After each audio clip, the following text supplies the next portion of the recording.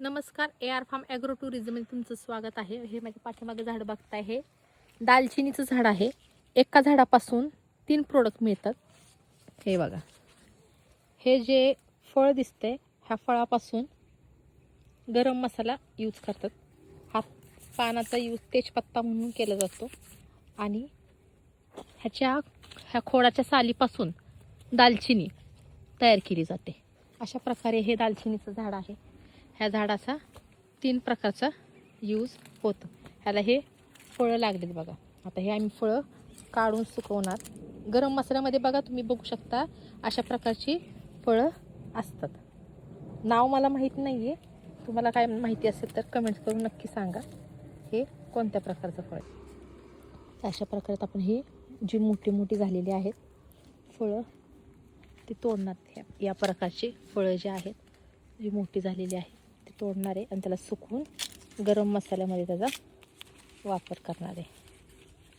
असे फळ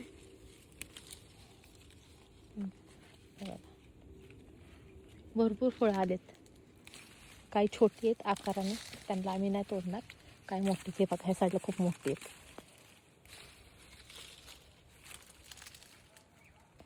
अशी 2-3 झाड आहेत. त्यांचा पण व्हिडिओ तुम्हाला दाखवते.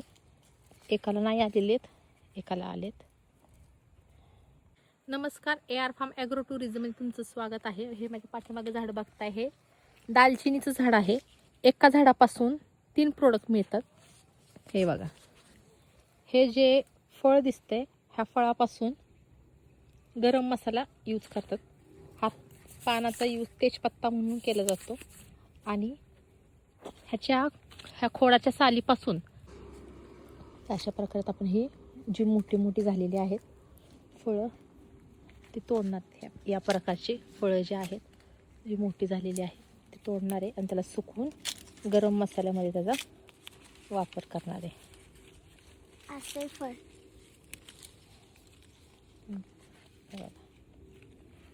भरपूर फळं आलेत. हे अशा प्रकारे ही फळं येतात. ती फळं तोडून सुकवून ह्यांचा गरम मसाल्यामध्ये वापर केला जातो. बघा, अशी फळं आलेली आहेत.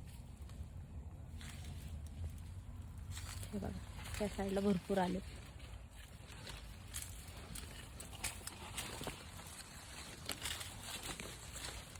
असेच व्हिडिओ बघण्यासाठी फळांचे, फुलांचे, झाडांचे असंच माहिती भेट द्या आमच्या AR फार्म ॲग्रो टुरिझमला आणि ह्या पेजला फॉलो करा, कमेंट्स करा आणि लाईक आणि सबस्क्राईब करा. धन्यवाद.